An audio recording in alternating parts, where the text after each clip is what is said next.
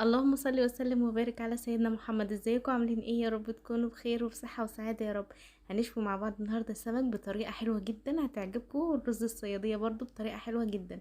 تابعوا معايا بقى. انا دلوقتي هتبل السمك بتاعي. معايا فلفل احمر وفلفل اخضر رومي وقرن فلفل كده شطيطة، ومعايا توم، ومعايا عصير ليمون طبعا، والتوابل ملح فلفل اسمر كمون كزبرة بهارات سمك. ممكن تستغني على بهارات السمك مش مشكلة، هو اصلا اساس السمك الكمون والكزبره والفلفل الاسمر بس. انا دلوقتي فرمت الفلفل بتاعي مع الليمون كده، ضربتهم مع بعض. هنزل بقى بالتوابل وهنزل بالثوم.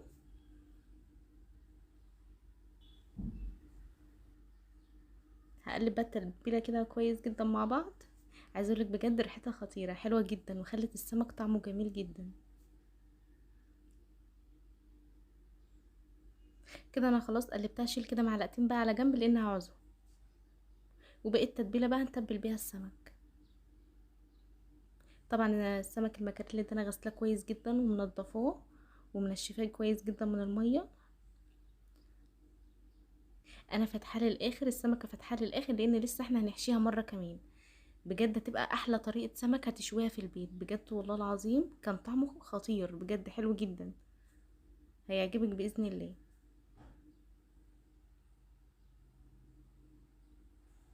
كده خلاص انا تبلت السمك كده. دي الحشوه التانية بقى اللي احنا هنجهزها مع بعض. هنقطع بقى الطماطم كده مكعبات صغيره، ومعانا بصل برضو هنقطعه مكعبات، وفلفل وبشره جزر.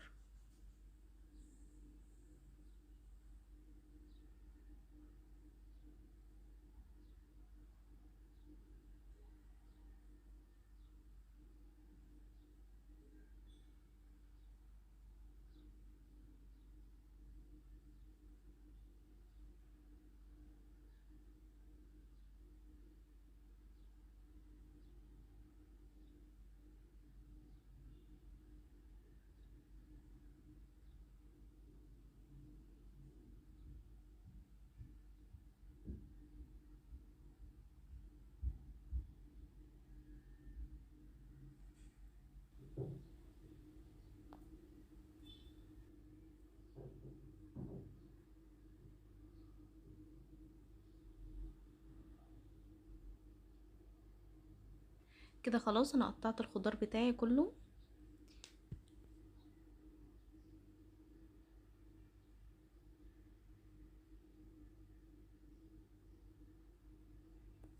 هاخد بقى معلقه من التتبيله بقى اللي انا كنت شايلاها على جنب دي، وانزل بيها على الخضار واقلبهم كويس جدا مع بعض. مش هحط اي حاجه تانية لان التتبيله يعني فيها التوابل وفيها ليمون وفيها كل حاجه، فمش بكتر التوابل يعني. فهو كده كويس جدا، مش هحط اي حاجه تاني.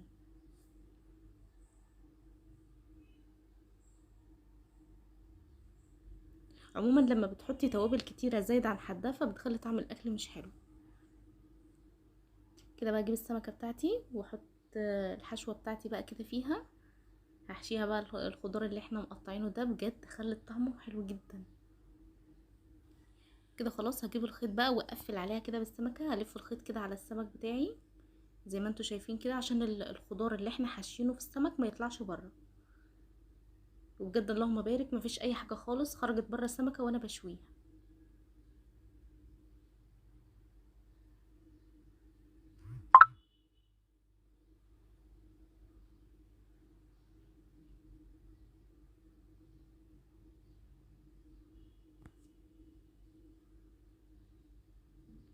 شايفين ما شاء الله ما حاجه تقفلي كويس جدا. واعمل معاكم برضو واحده كمان. بجد احلى طريقه سمك هتشويها وتجربوها في البيت.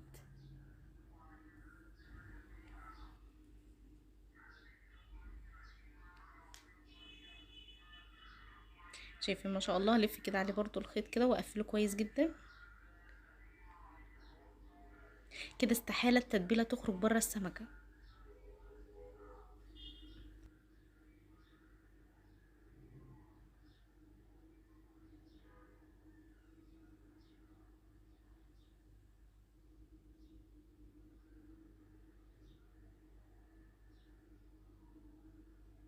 كده خلاص اللهم بارك انا خلصت الكميه كلها بتاعتي.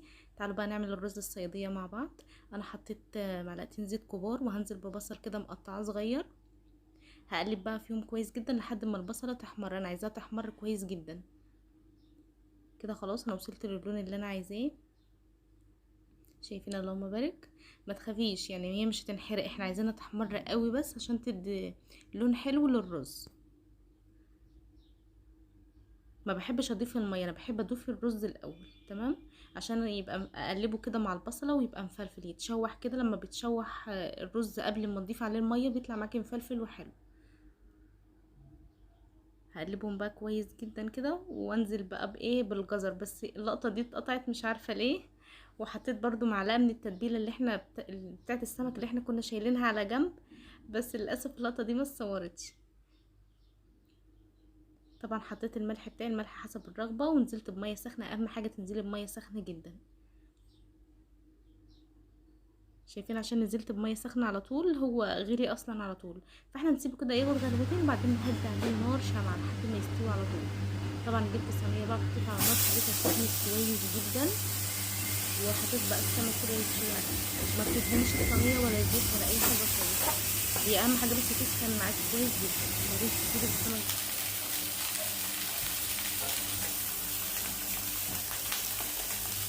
اهم حاجه بقى لما تيجي تنزلي السمك تكون النار عاليه جدا، وبعد ما ينزل على نار عاليه بتهدي بقى النار، بتخليها وسط كده عشان السمكه تستوي وما تتحرقش وتبقى هي لسه ما استوتش. تمام، يعني ينزل على نار سخنه جدا، وبعد كده بتهدي النار بقى تخليها وسط. بصي، طول ما انت ما بتجيبي كده جربي تجيبي معلقه واضغطي كده على السمكه، طول ما هي بتنزل ميه اعرفي اللي هي لسه ما استوتش. تمام، كده انا قلبتها على الناحيه التانية عشان برضو تستوي.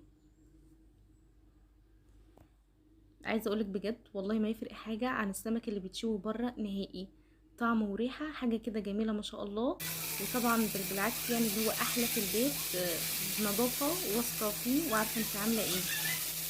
طبعا احنا مش بنشوي السمكه الوش والظهر بس، لا، الزم جميع الاتجاهات عشان السمكه بتاعتنا تستوي. يعني الوش والظهر ومن الجناب، يعني من جميع الاتجاهات بتاعت السمكة لازم تعرضيها للنار عشان تستوي. هنا بقى اللهم بارك الرز بتاعي كان استوى تماما. عايزه اقولك بسم الله ما شاء الله كان حلو جدا ومفلفل وطعمه خطير بجد. شايفين؟ اللهم بارك. ولونه حلو جدا. على فكرة انا اول مرة اضيف الجزر للرز، بس عجبتني بصراحة الطريقة وهعملها على طول. اديته تست عالي كده، خليته حلو جدا. شايفين بقى اللهم بارك الرز مفلفل قد ايه عشان احنا شوحناه الاول.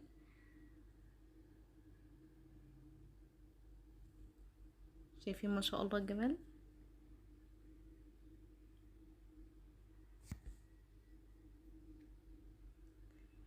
طبعا بقى باقي التتبيله اللي احنا كنا حاشين بقى السمك كده، اوزعها في الطبق عشان ايه نقدم السمك عليها.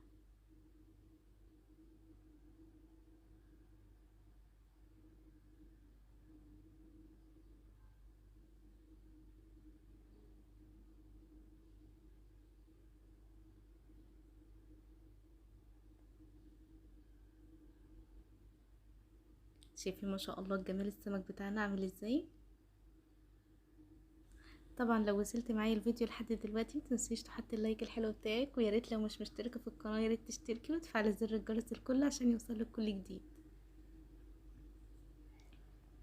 ومن هنا بقولك يا كريم السمك مش محروق، السمك مشوي. اوكي؟ عشان اول ما تشوف الفيديو انا عارفه يا دودو السمك محروق.